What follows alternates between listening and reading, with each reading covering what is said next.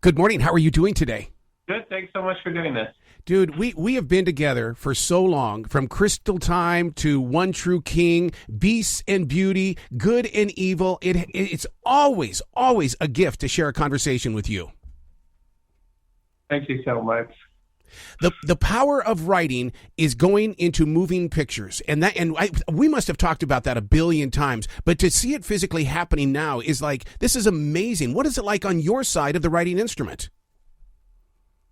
I mean, I think for me to have something turn into a movie, the first and foremost means that more people are going to pick up the book, right? So that as an author, I think that's the number one thing I look for is what's another way to get readers into the world. And especially in this day and age when everyone's so distracted and there's so many million things going on, a movie seems like a golden ticket to getting people familiar enough with the world where picking up the book doesn't seem so daunting, especially for, more younger readers. So I think the movie was that kind of gateway. And I felt so lucky because the series has been out 10 years, but now it's selling better than ever because of that movie. Well, see, I love it when adults find it too, because it also leads them back to your books. Because to me, the term a YA author is like, okay, well, no, I'm reaching adults too. So, I mean, that's what I love about the writing that you have. It's not so YA, it's for everyone. 100%. And I think that goes back to the original subject matter, because if you look at the original fairy tales that the Grimm's brothers wrote, those were for everybody. Whether you were a kid or a grandfather, they all shared the same stories. And I think I try to write with layers so that, if you're a young reader, you get one version of the story, but if you're older, you're going to get all the deeper symbolism and things like that. I mean, it's what I loved about Harry Potter also, is that it worked for any age. And so that was always kind of a guiding light for me, is could I write a book that worked for adults as much as younger readers? And I think, over the years now when I do events and things like that, it's half adults, half kids. Sometimes the parents have read it before the kids have. So I think what's made it, and it's why the movie, I think, worked for all ages and was really sort of an all-family movie. The book we're talking about is Fall of the School for Good and Evil.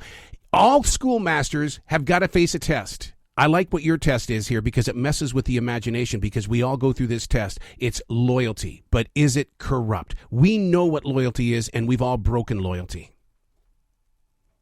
Yeah, I think for me, I love the idea of you having two identical twins running the school, one that had sort of a pure good soul and one that had pure evil soul. And these two brothers can only really run the school if there's balance between them. Otherwise, they lose their immortality, they lose their powers. And so the idea that you have two brothers who really despise each other, but need each other in order to run this school, it sort of reminded me a lot of what happens in sibling relationships sometimes, where you can't live with your sibling, but you can't live without them. Sometimes you want them gone. Sometimes you need them. There's kind of this constant back and forth and tension and balance between siblings in a family. So to me, the book, first and foremost, is about family. And all the fantasy and magic is there to support that story. So many times, as readers, we like to skip ahead. You don't want to skip ahead with your books, because what you do is that everything has a hook to it, like a song. And that's what's interesting about the way that you put these paragraphs together, dude.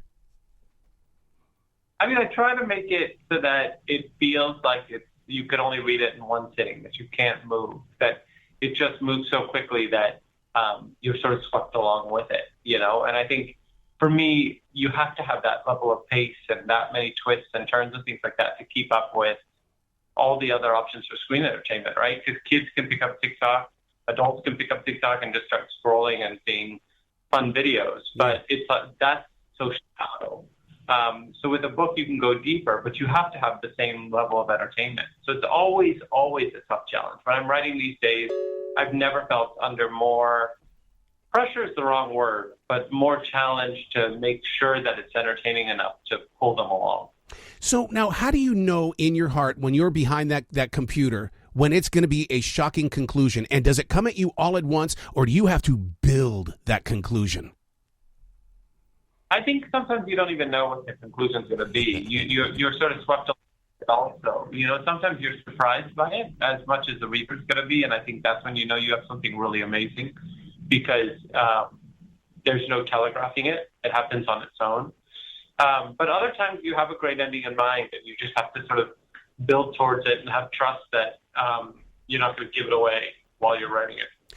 although this is the conclusion of the storyline, listeners need to understand that that doesn't mean that you're going away, because you're all about sharing adventures with your readers. You're not going silent on us. No, I mean, I think this is the end of this world, this kind of fairy tale era for me. I've done 10 books, is that right? 9 books and then a handbook, so 10 books total in this fairy tale world over the course of almost 11 years. So I'm going to move on to something completely different, and I'll take my time making sure I get it right, but I would like to have a complete reinvention into a different world. What is that going to be like for you to go through those changes? Because I mean that's like Madonna reimagining herself, but she continues to do it, and you've got to take newer steps, and you've got to create newer habits. I think it's that you have to have enough of confidence in your own voice to know that it's okay to just go in a different direction and explore a different part of yourself. You have to be open to it feeling a little awkward at first, but I think it's about, do you have other stories to tell? Other skins didn't have it, and not being afraid of what that's going to mean for your audience. Your audience changes too, so you have to give them a chance to explore different parts of the world and of yourself and of your writing with them. Is it still fun to write? Oh, I love it. I think I'll never get. If I go more than a couple of days without it, I start to feel off. So I'm so with you. Part of my value. I'm so with you on that, because I call writing an addiction. It's all part of the creative addiction that we have, and you've got to feed that beast and allow that inner, what like a movie screen come to life on that page. Yeah, and I think also you're constantly inspired by other things you're seeing and watching and reading, and I think that just goes back into it. It brings out that sort of fire within you to tell your own stories. That's so important that you say that, because so many writers will tell me, they'll go, look, I'm an avid reader, or I'm an avid story viewer, and that's where you pull your energy from in order to, like you said, create your own voice.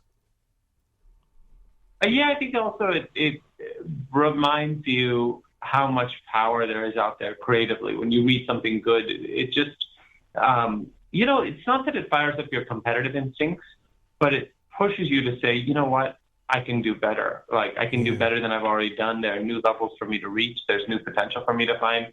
So I think that's why artists are always looking for something that I'm always looking for something that wows me, that when I read, oh man, this is a different level. How do I get to this level? Wow. So I think it's a lot like sports. I was an athlete growing up in a lot of ways, and I feel like I always loved playing against someone who is a lot better than me, because then I would try to pick apart their game, So I think it's the same. Wow. You got to come back to this show anytime in the future. That door is always going to be open for you, sir. Thank you so much. I hope I'm back soon with something else. Absolutely. Will you be brilliant today, okay? Thank you.